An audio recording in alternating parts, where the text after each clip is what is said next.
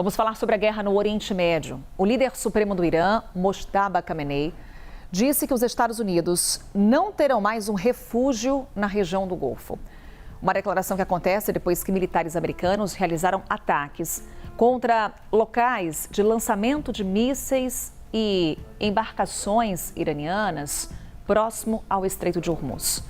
Vamos falar então com o nosso analista de internacional, Américo Martins. Tá de volta aqui ao Novo Dia. Que bom ter você com a gente, Américo, até para entendermos o que está acontecendo com relação a essas negociações entre Estados Unidos e Irã. Seja muito bem-vindo, bom dia. O que está emperrando essas conversas, hein, Américo?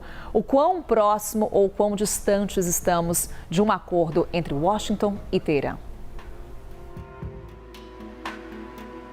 Bom dia, Carol. Bom dia a todo mundo que está com a gente aqui no Novo Dia.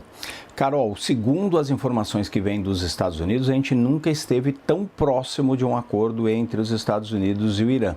O próprio secretário de Estado americano, o Marco Rubio, disse ontem à noite, na sua viagem pela Índia, que ele acreditava que era uma questão de acertar palavras, acertar o texto desse acordo entre o Irã e os Estados Unidos. Ele alertou que isso ainda pode demorar alguns dias, mas deu a entender que as bases de um acordo estavam fechadas, mas que ainda era necessário discutir a linguagem apropriada para esse texto. Ele fez esses comentários, inclusive, Carol, depois desses ataques que você mencionou, dos Estados Unidos contra militares iranianos. Segundo os americanos, esses ataques, que na verdade desrespeitam o cessar-fogo entre os dois países, foram ataques defensivos, ou seja, os americanos identificaram movimentações militares dos iranianos que poderiam colocar em perigo os seus próprios soldados e embarcações na região do Estreito de Hormuz. Seriam pequenos barcos colocando minas nas águas do Estreito de Hormuz e também preparação em locais aonde os iranianos poderiam lançar foguetes, poderiam lançar mísseis contra embarcações e contra os militares americanos. Então, os militares dos Estados Unidos agiram de uma forma a evitar esses ataques. Eles agiram numa tentativa de se defender. Isso segundo as alegações dos americanos.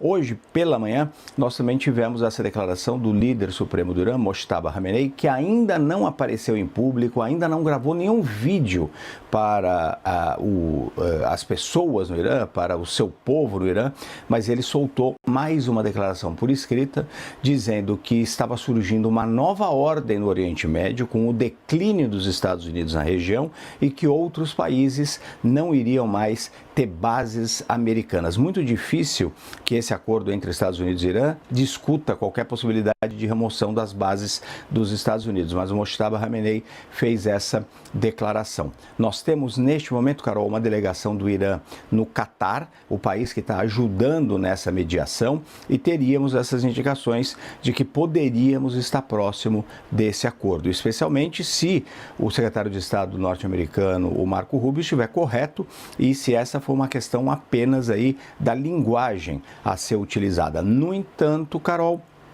como a gente já viu nessa guerra, com muitas idas e vindas e muita violência, a gente só pode de fato contar aí com a possibilidade desse acordo quando eles estiverem resolvidos de uma vez por todas. Existem muitos obstáculos nesse caminho ainda.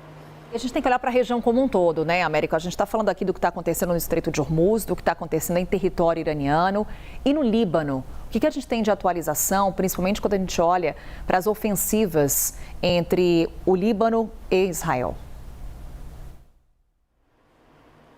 Carol, essa questão da frente lá no Líbano pode colocar tudo a perder na questão das negociações entre Estados Unidos e Irã. Por quê? Porque o Hezbollah continua atacando o norte de Israel, no momento utilizando inclusive drones, alguns drones que são pilotados com fibra ótica, são drones que voam a longas distâncias, presos numa fibra ótica ao seu operador, o que impede que os militares israelenses, por exemplo, tentem interceptar com as ondas de rádio o percurso desses drones. E esses drones continuam atacando o norte de Israel. Em resposta a isso, isso, as forças de defesa de Israel bombardearam muitas posições do Hezbollah nesta terça-feira, tanto no Vale do Bekaa como no sul do Líbano. Lembrando que Israel invadiu e ocupa um pedaço do território libanês no sul do país, e os israelenses voltaram a atacar pesadamente essas posições do Hezbollah. O primeiro-ministro Benjamin Netanyahu chegou a dizer que vai começar a atacar também Beirute, a capital do país, e que é necessário acelerar os ataques contra o Hezbollah. Por que eu digo que isso pode colocar tudo a perder nas negociações entre Estados Unidos e Irã? Porque o Irã vem dizendo desde o início das negociações com os Estados Unidos, desde o início do cessar-fogo, que a paz precisa valer para a região inteira, tanto na sua frente no Irã como na frente no Líbano. Ou seja, o Irã quer também a interrupção da guerra no Líbano. Não parece ser essa a intenção do governo israelense. Isso pode acabar levando a problemas na negociação entre Estados Unidos e Irã. Além, claro, de todo o custo humanitário que isso pode ter, porque Israel promete fazer ataques bastante pesados no Líbano, o que, na prática, acabaria com o cessar-fogo que também está em vigor entre o Hezbollah e as forças de defesa de Israel. Américo Martins, tudo conectado nessa região, por isso a gente está acompanhando as várias conversas que estão acontecendo. Américo, nosso analista de internacional, daqui a pouquinho volta, trazendo mais informação, mais análise aqui pra gente. Até já, Américo. E ainda falando sobre o Oriente Médio, o primeiro petroleiro japonês a passar pelo Estreito de Hormuz desde o início da guerra chegou hoje ao Japão. Autoridades afirmaram que a chegada do navio-tanque é uma notícia agradável em termos de garantia de um fornecimento estável de energia. A embarcação transportou 2 milhões de barris de petróleo bruto para a província de Aichi, polo industrial do país.